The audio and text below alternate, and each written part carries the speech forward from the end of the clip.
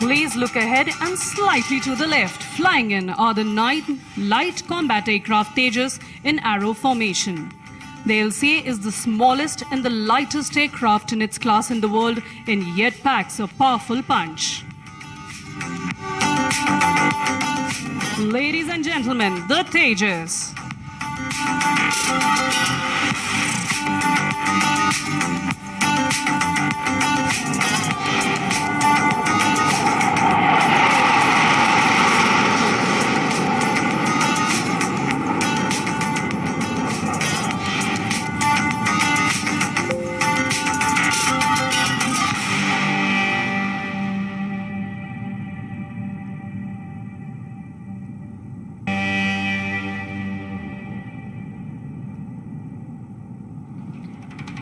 Coming up from your right now will be the Indian Navy's P-8I multi-mission maritime patrol aircraft. This military derivative of the next generation 737-800 combines superior performance and reliability with an advanced mission system that ensures maximum interoperability in the future battle space. The aircraft undertakes a wide range of missions including ISR, anti-submarine warfare and search and rescue. Ladies and gentlemen, from your right, the Indian Navy's P-8I.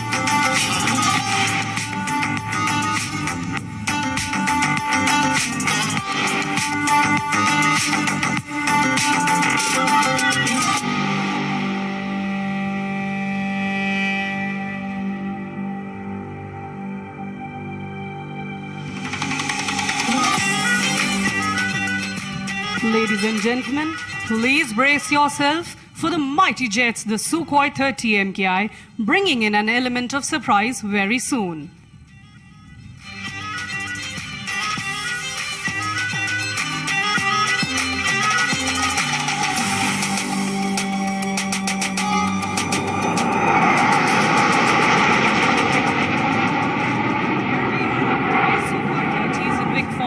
Pulling up, making a Trishul or trident while soaring in the skies. This formation displays the might of the Indian Air Force like a Trishul of Lord Shiva, the destroyer. Lo and behold, you now have a Trishul in the sky.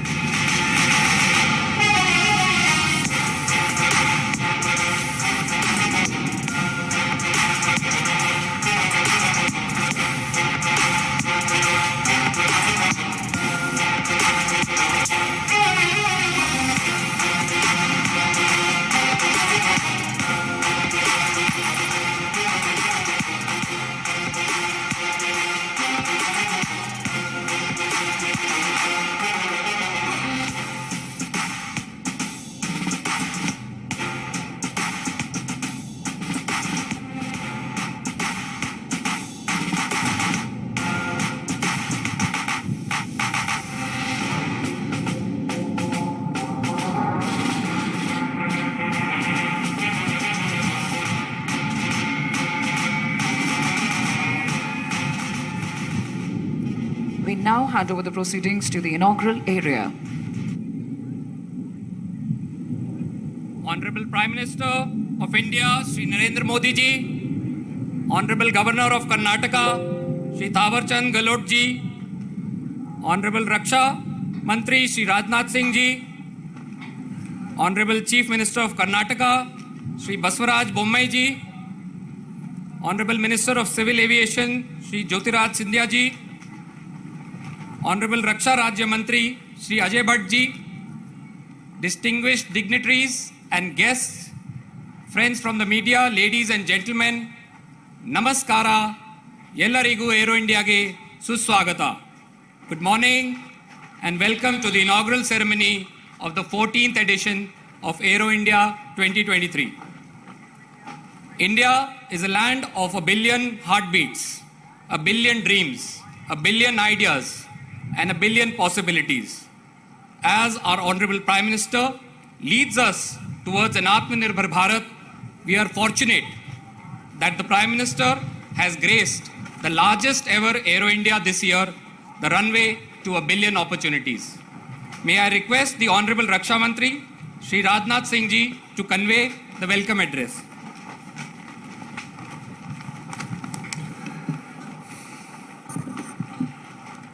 देश के यशस्वी प्रधानमंत्री आदरणीय Narendra Modi ji, governor of Karnataka Shri Thaawarchand ji Gehlot, chief minister of Karnataka Shri Basavaraj ji Bommai, union minister of civil aviation Shri Jyotiraditya ji Scindia, Shri Ajay Bhatt ji रक्षा राज्य मंत्री, honourable defence ministers and other participants from friendly countries, general Anil Chauhan chief of defence staff, तीनों services के हमारे chiefs, admiral R Harikumar chief of naval staff, air chief marshal we are Chaudhari chief of air staff, general Manoj Pande chief of army staff, Shri Giridhar Aramane defence secretary, अन्य गणमान्य प्रतिनिधि और अधिकारी वर्ग, media के मित्रों, देवियों व सज्जनों, एल्लारुगु नमस्कार। आज एरो इंडिया 2023 के उद्घाटन समारोह के महत्वपूर्ण अवसर पर हमारे माननीय प्रधानमंत्री जी का हम सब के बीच होना हम सब के लिए एक प्रसन्नता का विषय है। अपने व्यस्ततम कार्यक्रम में से समय निकालकर आपने यहाँ अपनी गरिमामयी उपस्थिति प्रदान की है। कर्नाटक की इस ऐतिहासिक और महान धरती पर आपका स्वागत और अभिनंदन करते हुए मुझे बेहद खुशी हो रही है। प्रधानमंत्री जी, आपके नेतृत्व और मार्गदर्शन में हमारा देश हर क्षेत्र में सफलता की नई ऊंचाइयां छू रहा है। विश्व के राजनीतिक और आर्थिक मानचित्र पर हमारा देश आपके नेतृत्व में पिछले कुछ वर्षों में बड़े मजबूती के साथ उभर कर सामने आया है। Arrow India arrow space sector का शोकेस है, जिसकी दो इम्पॉर्टेंट कैरेक्टरिस्टिक्स हैं, हाइट एंड स्पीड। यही दोनों गुण ऑनरेबल प्राइम मिनिस्टर की वर्किंग एवं पर्सनालिटी को डिफाइन भी करते हैं।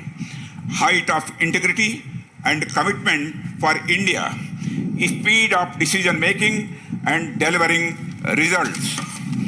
विश्व के आकाश में भारत एक ऐसे सितारे के रूप में उभरा है जो न केवल स्वयं जगमगा रहा है बल्कि औरों को भी अपनी आभा से आलोकित कर रहा है। इन सब के पीछे अगर कोई प्रेरक शक्ति है तो वह है आपके आह्वान की शक्ति, आपके संकल्प की शक्ति और आपके लोक कल्याण के प्रति समर्पण की शक्ति। देवियों व सज्जनों, आज हमारा रक्षा क्षेत्र अपनी पूरी तन्मयता के साथ राष्ट्र के सशक्तिकरण के पथ पर अग्रसर है। हमारे रक्षा क्षेत्र ने पिछले कुछ वर्षों में एक लंबी यात्रा तय की है। इस यात्रा में रक्षा क्षेत्र ने सफलता के अनेक पड़ाव पार किए हैं, जो आगे चलकर रक्षा क्षेत्र की मजबूती के स्तंभ बने हैं। एरो इंडिया भी उन्हीं स्तंभों में से एक है, जिसने कदम दर कदम भारतीय रक्षा क्षेत्र को मजबूती प्रदान की है और इसे दुनिया में एक नई पहचान भी दी है। साथियों, कर्नाटक की भूमि धर्म, दर्शन, अध्यात्म, शौर्य, पराक्रम और विज्ञान की यह भूमि रही है। यह प्रदेश इंडस्ट्रियलाइजेशन में पायनियर रहा है और हमारे देश की इकोनॉमिक ग्रोथ में योगदान देने वाले सबसे प्रमुख राज्यों में से एक है। ऐसे में एरो इंडिया के आयोजन के लिए यह बेहद उपयुक्त स्थान है।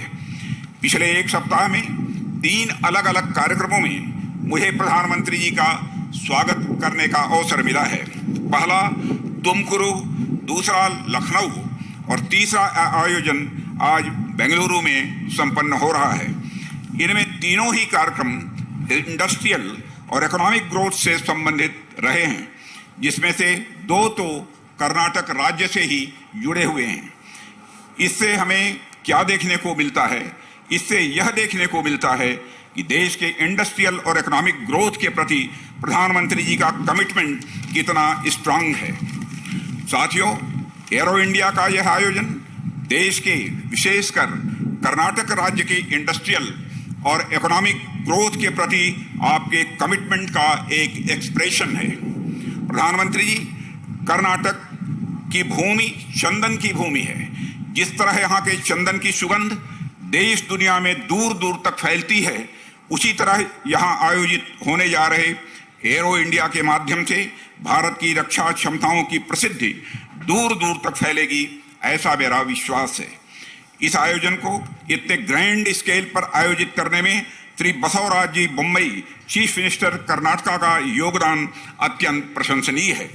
साथियों, भारत अपने बिजनेस फ्रेंडली इन्वायरमेंट और कास्ट कॉम्पिटिटिवनेस के कारण एक बेहतरीन मैन्युफैक्चरिंग डेस्टिनेशन बना हुआ है और ईज ऑफ डूइंग बिजनेस की रैंकिंग में भी यह आगे बढ़ा है।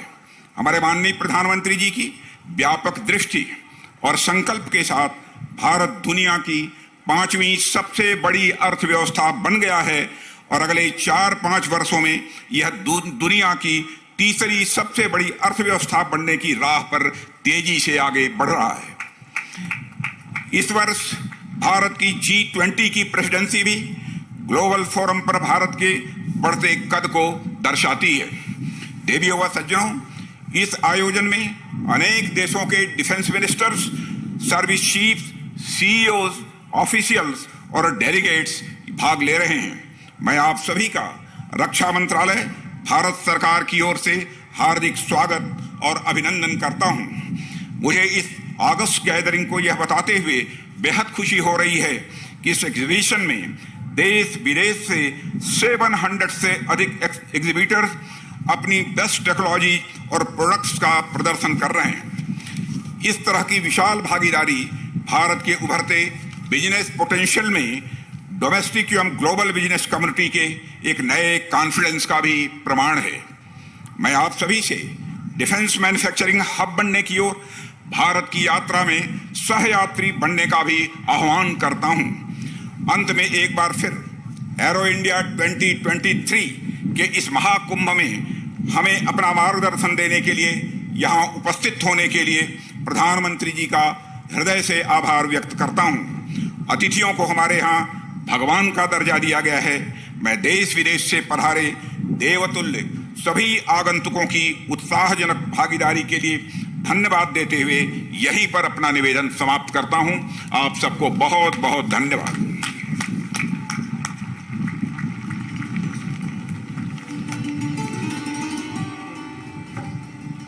Thank you, sir. May I request the Honorable Chief Minister of Karnataka, Shri Baswaraj Bommai ji, to kindly address the August gathering.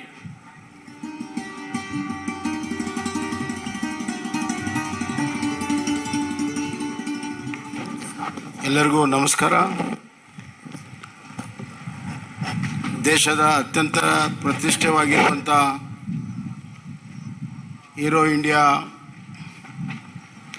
ಈ ಒಂದು ಸಂದರ್ಭದಲ್ಲಿ ನಮ್ಮ ನಡುವೆ ನಮ್ಮ ಆದರಣೀಯ ಗೌರವಾನ್ವಿತ ವಿಶ್ವ ನಾಯಕತ್ವವನ್ನು ಹೊಂದಿರುವಂಥ ಗೌರವಾನ್ವಿತ ಪ್ರಧಾನಮಂತ್ರಿಗಳಿಗೆ ನಾನು ಮತ್ತೊಮ್ಮೆ ಕರ್ನಾಟಕದ ಮಹಾಜನತೆ ಪರವಾಗಿ ಸ್ವಾಗತವನ್ನು ಕೋರ್ತಾ ಇದ್ದೇನೆ. ಇಂದಿನ ಈ ಒಂದು ಸಮಾರಂಭದಲ್ಲಿ ಭಾಗವಹಿಸಿರುವಂಥ ರಕ್ಷಣಾ ಮಂತ್ರಿಗಳು ಹಾಗೂ ಏರೋ ಶೋದ ಎಲ್ಲ ಈ ಒಂದು ಕಾರ್ಯಕ್ರಮವನ್ನು ಯಶಸ್ವಿಯಾಗಿ ನಡೆಸಿಕೊಟ್ಟಿರುವಂಥ ರಾಜನಾಥ್ ಸಿಂಗ್ ಅವರೇ, ಸಿವಿಲ್ ಏವಿಯೇಷನ್ ಮಂತ್ರಿಗಳಾದಂಥ ಜ್ಯೋತಿರಾದಿತ್ಯ ಸಿಂಧಿಯಾ ಅವರೇ, minister of state for defence Bhatt ಅವರೇ, ಇಲ್ಲಿ ನೆರೆದಿರುವಂಥ the honourable his excellencies defence minister from different friendly countries, chief of defence, chief of army staff, delegates, ladies and gentlemen, I'll not take much time. I'm standing here in front of you people and Honorable Prime Minister just to express my gratitude that Honorable Prime Minister and Honorable Rakshana Mantri has given us opportunity to host this Aero India show for the 14th time continuously to Bangalore and Karnataka. I'm deeply indebted and I express my profuseful thanks to Honorable Prime Minister and Rakshana Mantri ji. This edition is a very special edition. in terms of size, in terms of performance, in terms of exhibits. It is one of the largest air show internationally. And India has once again proved its capability in defense sector as well as in conducting this marvelous air show during COVID time. When Paris Air Show was closed, we performed in 2021 in the very same avenue. And this time, we are repeating it with special exhibits, number of delegates, and number of displays. Therefore, we are greatly proud of our Aero India show, our defense ministry, and capabilities of our defense, which will be exhibited in another 4 days. As far as Karnataka is concerned, right from 1940, when HAL was found and it started working, in 1950, BHL, BAL, DRDO started working. In 1960s, ISRO started working, and in 1970, the first Aryabhatta, the first satellite was assembled in Bangalore, and then we are not seen back. Now we are one of the leading states in aerospace and defense. 65% of our capabilities in the country is from Bangalore and India. Sir, we just promise you that going by your hard work and your ambition to make India the greatest world power, global power, Karnataka will certainly one of the greatest contributors in terms of economy, social order, as well as in defense. And we have got a new defense and aerospace policy where it's very ambitious. In next 5 years, we have laid down a policy where more than 45,000 youngsters will be involved in building the defense and aerospace industry in Bangalore and other places. And I thank our Honorable Prime Minister who dreams of doing things, dreams of achieving, and dreams of the greater India. And not only dreams, he makes the dreams come true. He strives to make the dreams come true. He is leading the country by example and is leading by front. Therefore, I once again thank and congratulate Honorable Prime Minister, Honorable Rakshana Mantri, and I once again assure the performance of Karnataka in defense and aerospace will continue to add to the strength and might of our defense. Thank you, sir. Thank you very much.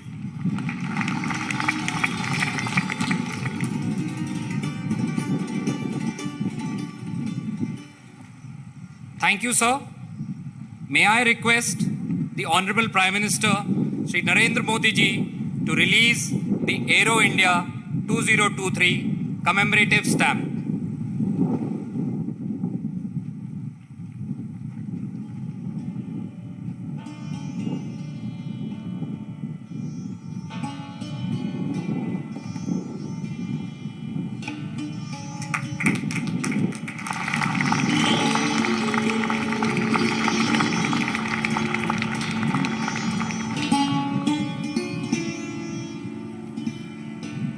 Thank you, sir.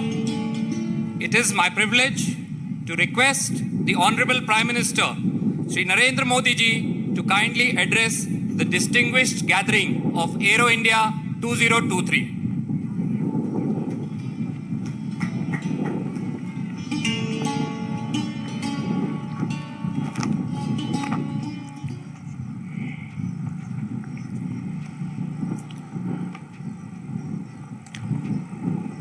आज के इस महत्वपूर्ण कार्यक्रम में उपस्थित कर्नाटका के governor Shri, मुख्यमंत्री श्री, रक्षा मंत्री राजनाथ सिंह जी, मंत्रिमंडल के मेरे अन्य सदस्य, देश विदेश से आए डिफेंस मिनिस्टर्स, इंडस्ट्री के सम्मानित प्रतिनिधि, अन्य सभी महानुभाव, देवी और सज्जनों, मैं एरो इंडिया के रोमांचक पलों का गवाह बन रहे सभी साथियों का अभिनंदन करता हूं। बेंगलुरु का आसमान आज नए भारत के सामर्थ्य का साक्षी बन रहा है।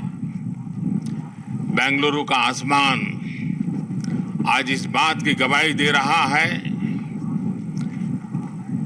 कि नई ऊंचाई नए भारत की सच्चाई है।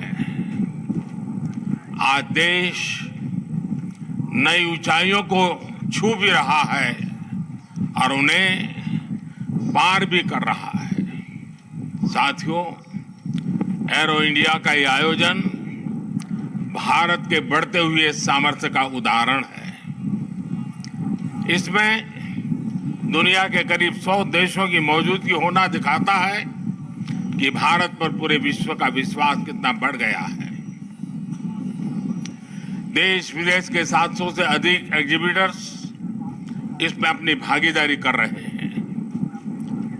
इसने अब तक के पुराने सारे रिकॉर्ड तोड़ दिए हैं। इसमें भारतीय एमएसएमईज भी हैं, स्वदेशी स्टार्टअप भी हैं और दुनिया की जानी मानी कंपनियां भी हैं। यानी एरो इंडिया की theme the runway to a billion opportunities, जमीन से लेकर आकाश तक हर तरफ नजर आ रही है। मेरी कामना है आत्मनिर्भर होते भारत की ये ताकत ऐसे ही बढ़ती रहे। साथियों, यहां एरो इंडिया के साथ ही डिफेंस मिनिस्टर्स कॉन्क्लेव और सीईओज राउंड टेबल, इसका भी आयोजन किया जा रहा है। दुनिया के विभिन्न देशों की सहभागिता, सीईओज की ये सक्रिय भागीदारी एरो इंडिया के ग्लोबल पोटेंशियल को और बढ़ाने में मदद करेगी। ये मित्र देशों के साथ भारत की विश्वसनीय भागीदारी को आगे ले जाने का भी एक माध्यम बनेगा। मैं इन सभी इनिशिएटिव्स के लिए डिफेंस मिनिस्ट्री और इंडस्ट्री के साथियों का अभिनंदन करता हूं। साथियों, एरो इंडिया एक और वजह से बहुत खास है। ये कर्नाटका जैसे भारत के टेक्नोलॉजी और टेक्नोलॉजी की दुनिया में जिसकी महारत है, एडवांस है, ऐसे राज्य कर्नाटका में हो रहा है। इससे एरोस्पेस और डिफेंस में नए अवसर पैदा होंगे। इससे कर्नाटका के युवाओं के लिए नई संभावनाएं खुलेगी। मैं कर्नाटका के युवाओं से भी आह्वान करता हूं, टेक्नोलॉजी को फील्ड में आपको जो महारत हासिल है उसे रक्षा क्षेत्र में देश की ताकत बनाइए। आप इन अवसरों से ज्यादा जुड़ेंगे तो डिफेंस में नए इनोवेशंस का रास्ता खुलेगा। साथियों, जब कोई देश नई सोच, नई अप्रोच के साथ आगे बढ़ता है तो उसकी व्यवस्थाएं भी नई सोच के हिसाब से ढलने लगती है। एरो इंडिया का ये आयोजन आज नए भारत की नई अप्रोच को भी रिफ्लेक्ट करता है। एक समय था जब इसे केवल एक शो या एक प्रकार से सेल्फ टू इंडिया की एक विंडो भर माना जाता था। बीते वर्षों में देश ने इस परसेप्शन को भी बदला है। आज एरो इंडिया केवल एक शो नहीं है, ये इंडिया की स्ट्रेंथ भी है। आज ये इंडियन डिफेंस इंडस्ट्री के स्कोप को भी फोकस करता और सेल्फ कॉन्फिडेंस को भी फोकस करता है। ऐसा इसलिए क्योंकि आज दुनिया की डिफेंस कंपनियों के लिए भारत केवल एक मार्केट ही नहीं है, भारत आज एक पोटेंशियल डिफेंस पार्टनर भी है। ये पार्टनरशिप उन देशों के साथ भी है जो डिफेंस सेक्टर में काफी आगे हैं, जो देश अपनी रक्षा जरूरतों के लिए एक भरोसेमंद साथी तलाश रहे हैं। भारत उनके लिए भी एक बेहतर पार्टनर बनकर आज उभर रहा है। हमारी टेक्नोलॉजी इन देशों के लिए कॉस्ट इफेक्टिव भी है और क्रेडिबल भी है। हमारे यहाँ बेस्ट इनोवेशन भी मिलेगा और ऑनेस्ट इंटेंट भी आपके सामने मौजूद है। साथियों, हमारे यहाँ कहा जाता है प्रत्यक्षम किम प्रमाणम, अर्थात प्रत्यक्ष को प्रमाण की आवश्यकता नहीं होती। आज भारत की संभावनाओं का, भारत के सामर्थ्य का प्रमाण हमारी सफलताएं दे रही है।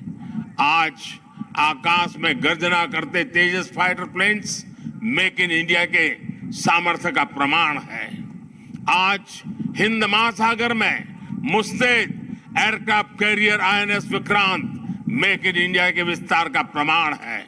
गुजरात के बड़ौदा में C-295 की मैन्युफैक्चरिंग फैसिलिटी हो या तुमकुर में HAL के हेलीकॉप्टर यूनिट हो, ये आत्मनिर्भर भारत का वो बढ़ता सामर्थ्य है जिसने भारत के साथ साथ विश्व के लिए नए विकल्प और बेहतर अवसर जुड़े हैं।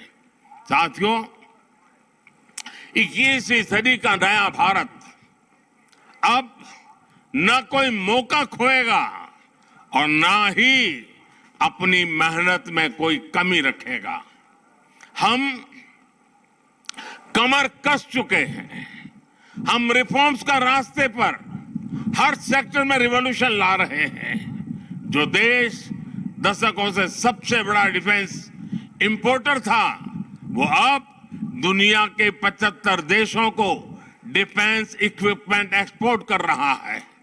बीते 5 वर्षों में देश का निर्यात 6 गुना बढ़ा है। 2021-22 में हमने अब तक के रिकॉर्ड 1.5 बिलियन डॉलर से ज्यादा के एक्सपोर्ट को, उस आंकड़ों को हमने पार कर लिया है। फ्रेंड्स, आप भी जानते हैं कि डिफेंस एक ऐसा क्षेत्र है जिसकी टेक्नोलॉजी को, जिसकी मार्केट को और जिसके बिजनेस को सबसे कॉम्प्लिकेटेड माना जाता है। इसके बावजूद भारत ने बीते 8-9 साल के भीतर अपने यहाँ डिफेंस सेक्टर का कायाकल्प कर दिया है। इसलिए हम इसे अभी केवल एक शुरुआत मानते हैं। हमारा लक्ष्य है कि 2024-25 तक हम एक्सपोर्ट के इस आंकड़े को 1.5 बिलियन से बढ़ाकर 5 बिलियन डॉलर तक ले जाएंगे। इस दौरान किए गए प्रयास भारत के लिए एक लॉन्च पैड की तरह काम करेंगे। अब यहां से भारत दुनिया के सबसे बड़ा डिफेंस मैन्युफैक्चरिंग देशों में शामिल होने के लिए तेजी से कदम बढ़ाएगा और इसमें हमारे प्राइवेट सेक्टर और इन्वेस्टर्स की महत्वपूर्ण भूमिका रहने वाली है। आज मैं भारत के प्राइवेट सेक्टर से आह्वान करूंगा कि ज्यादा से ज्यादा भारत के डिफेंस सेक्टर में इन्वेस्ट करें। भारत में डिफेंस सेक्टर में आपका हर इन्वेस्टमेंट भारत के अलावा दुनिया के अनेक देशों में एक प्रकार से आपका व्यापार कारोबार के नए रास्ते बनाएगा। नई संभावनाएं, नए अवसर सामने हैं। भारत का प्राइवेट सेक्टर को इस समय को जाने नहीं देना चाहिए। साथियों, अमृत काल का भारत एक फाइटर पायलट की तरह आगे बढ़ रहा है। एक ऐसा देश जिससे ऊंचाइयां छूने से डर नहीं लगता, जो सबसे ऊंची उड़ान भरने के लिए उत्साहित है।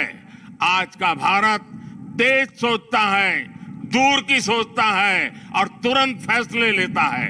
ठीक वैसे ही जैसे आकाश से उड़ान भरने वाला एक फाइटर पायलट करता है।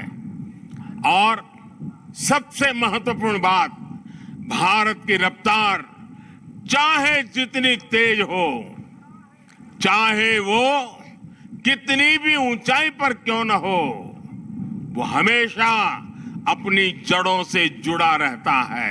उसे हमेशा ग्राउंड सिचुएशन की जानकारी रहती है। यही तो हमारे पायलट भी करते हैं। एरो इंडिया की गगनभेदी गर्जना में भी भारत के रिफॉर्म, परफॉर्म और ट्रांसपोर्ट की गूंज है। आज भारत में जैसी निर्णायक सरकार है, जैसी स्थायी नीतियां हैं, नीतियों में जैसी साफ नियत है, वो अभूतपूर्व है। हर इन्वेस्टर को भारत में बने इस सपोर्टिव माहौल का खूब लाभ उठाना चाहिए। आप भी देख रहे हैं कि ईज ऑफ डूइंग बिजनेस की दिशा में भारत में किए गए रिफॉर्म की चर्चा आज पूरी दुनिया में हो रही है। हमने ग्लोबल इन्वेस्टमेंट और इंडियन इनोवेशन के अनुकूल माहौल बनाने के लिए हमने कई कदम उठाए हैं। भारत के डिफेंस सेक्टर में फॉरेन डायरेक्ट इन्वेस्टमेंट्स को मंजूरी देने के नियमों को आसान बनाया गया है। अब कई सेक्टर में एफडीआई को ऑटोमेटिक रूट से मंजूरी मिली है। हमने उद्योगों को लाइसेंस देने की प्रक्रिया को सरल बनाया है, उसकी वैलिडिटी बढ़ाई है ताकि उन्हें एक ही प्रोसेस को बार बार न दोहराना पड़े। अभी 10-12 दिन पहले भारत का जो बजट आया है, उसमें मैन्युफैक्चरिंग कंपनियों को मिलने वाले टैक्स बेनिफिट को भी बढ़ाया गया है। इसका फायदा डिफेंस सेक्टर से जुड़ी कंपनियों को भी होने वाला है। साथियों, जहां डिमांड भी हो, कैपेबिलिटी भी हो और एक्सपीरियंस भी हो,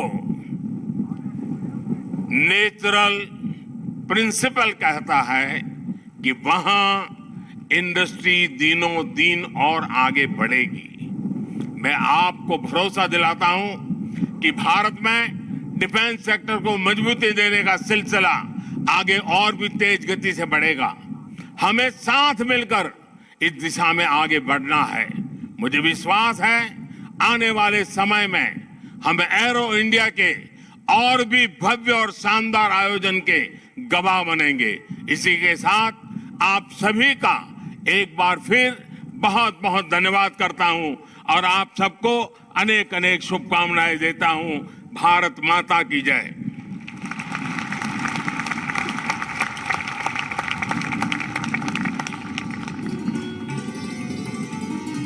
Thank you, sir. May I request the Honorable